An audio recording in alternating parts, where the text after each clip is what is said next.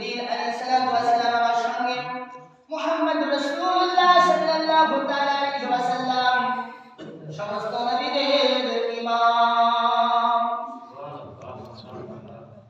দরজা খোলার জন্য বলা হলো, সাথে সাথে ব্যক্তিগত ফেরেশতা আসমানের দরজা খুলে দিলেন।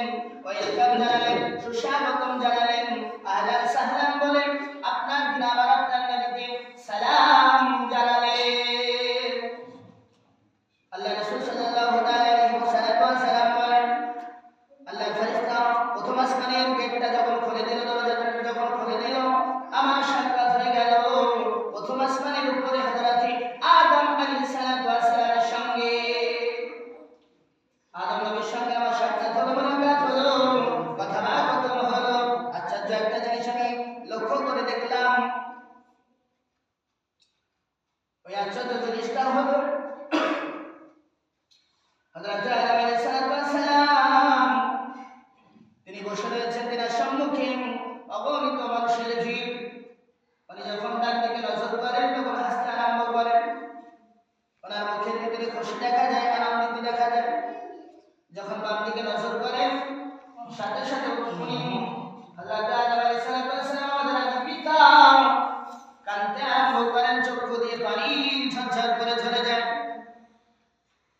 আমার আপনার নবী সাল্লাল্লাহু আলাইহি ওয়াসাল্লাম হযরত জিবরিল আমাকে জিজ্ঞাসা করলেন, ব্যাপার কি? আদি পিতা হযরত আদম আলাইহিস সালাতু ওয়াস সালাম আমাকে বলতেছেন, যখন ডান দিকে ফেরেন তখন হাসেন, আর যখন বাম দিকে ফেরেন তখন কাঁদেন। কি ব্যাপার? হযরত জিবরিল আমি বলেছিলেন, ইয়া রাসূলুল্লাহ, ইয়া হাবিবাল্লাহ, আদি পিতা হযরত আদম আলাইহিস সালাতু ওয়াস সালাম কিয়ামত পর্যন্ত যত নরনারী দুনিয়ার বুকে যাবে, সব তিনার সন্তান হবে। তিনি হলেন পিতা, বাপ হয়ে চাই না, কেউ ভালো থাকা কেউ খারাপ থাক, এটা কখনো তোমার চাই না। তবে হযরত আদম আলাইহিস সালাতু ওয়াস সালামের ডান দিকে যারা রয়েছে তারা সব জান্নাতের ভিতরে প্রবেশ করবে, আর যারা বাম দিকে রয়েছে তারা সব জাহান্নামের ভিতরে পতিত হবে। উনি যখন জান্নাতীদেরকে দেখেন তখন আনন্দিত হন, যখন জাহান্নামীদেরকে দেখেন তখন কাঁদতে আরম্ভ করে দেয়।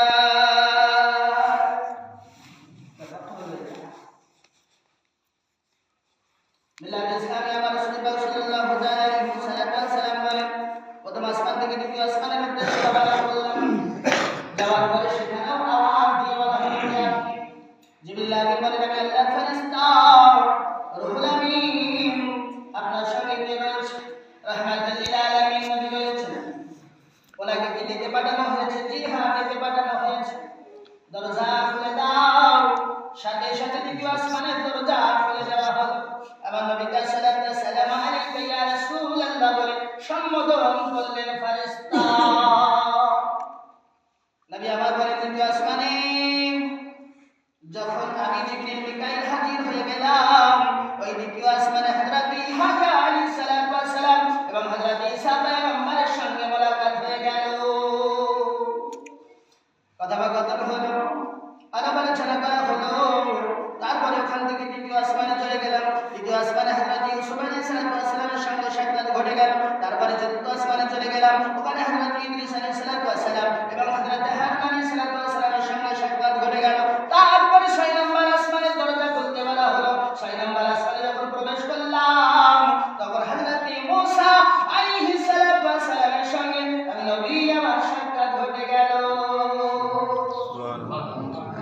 মুসার সঙ্গে কথাবার্তা কমপ্লিট করার পরে, শেষ করার পরে সপ্তম আসমানে চলে গেলাম। জাতির পিতা হযরত ইব্রাহিম খলিলুল্লাহ আলাইহিস সালামের সঙ্গে আমার সাক্ষাৎ ঘটে গেল। ওখান থেকে যাওয়ার পরে সিদরাতুল মুনতাহা যখন আমি পৌঁছেছি, সিদরাতুল মুনতাহা এটা হলো ওই স্থান যে স্থানের আপনার কিনা সম্মুখে আর কেউ যেতে পারে না, কোনো ফেরেশতা ওই সিদরাতুল মুনতাহার সম্মুখে অগ্রসর হতে পারে না। ওখানটাই হলো স্থবির, ওর আগে আর কেউ যেতে পারে না। যদি যায় আল্লাহ পাক আল্লাহ তাআলার নূরের তাজাল্লিতে সাথে সাথে জ্বলে পুড়ে ছারখার হয়ে যায়। হযরত জিবরিল আমিন বললেন, ইয়া রাসূলুল্লাহ, ইয়া হাবিবাল্লাহ, আমি আপনার সঙ্গে আর যেতে পারবো না। যদি আমি অগ্রসর হই, এক চুল পরিমাণ সম্মুখের দিকে যদি আমি এগিয়ে যাই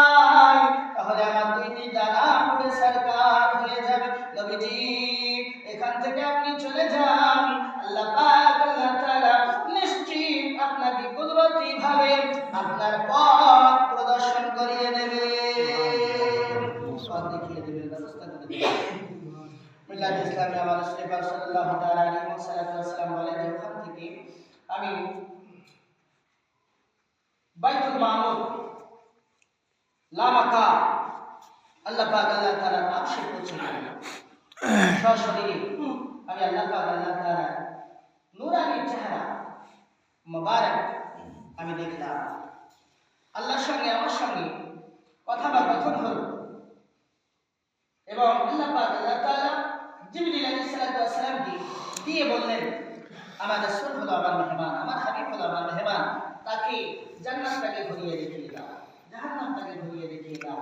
নবী আবার দেখলেন যে চারটি নদী, নবী জিজ্ঞাসা করলেন, জিবরিল এই চারটি নদী কিসের?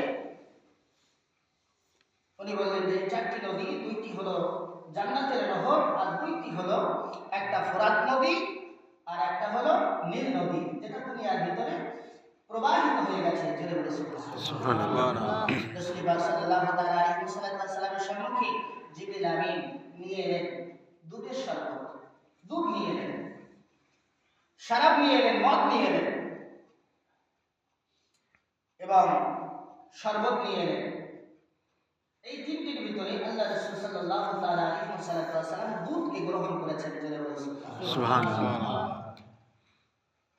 এমনি ভাবে রাসূল পাক সাল্লাল্লাহু তাআলা আলাইহি ওয়াসাল্লাম আল্লাহ পাক আল্লাহ তাআলার সঙ্গে দেখা করার পরে, আল্লাহ পাক আল্লাহ তাআলার সঙ্গে মোলাকাত করার পরে, সাক্ষাৎ করার পরে, আলাপ আলোচনা করার পরে উম্মতে মুহাম্মাদের জন্য উপহার স্বরূপ এই মিরাজে যে নবী আমার কি আনলেন আমাদের জন্য উপহার, ওই উপহারের নাম হলো নামাজ এবং রোজা। জোরে বলে সুবহানাল্লাহ। ওই উপহার নামাজ এবং রোজা। নবীজি সাল্লাল্লাহু তাআলা আলাইহি ওয়াসাল্লামকে আল্লাহ পাক আল্লাহ তাআলা 50 ওয়াক্তের নামাজ দিলেন, 6 মাসের রোজা দিলেন।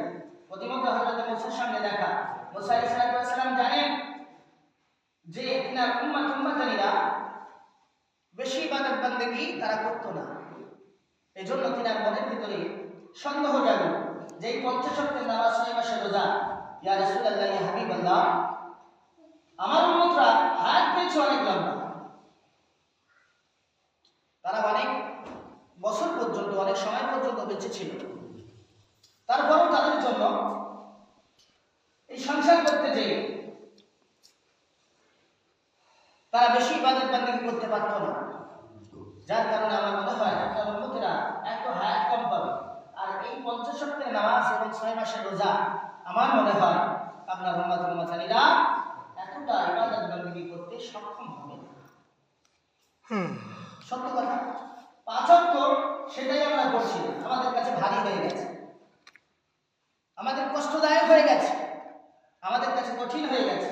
তাহলে যদি 50 ওয়াক্ত হতো, কিন্তু আল্লাহ পাক আল্লাহ তাআলা নবীর খাতিরে 5 ওয়াক্ত কমিয়ে দিলেন। এইভাবে হযরত মুসার সঙ্গে বারবার টোটাল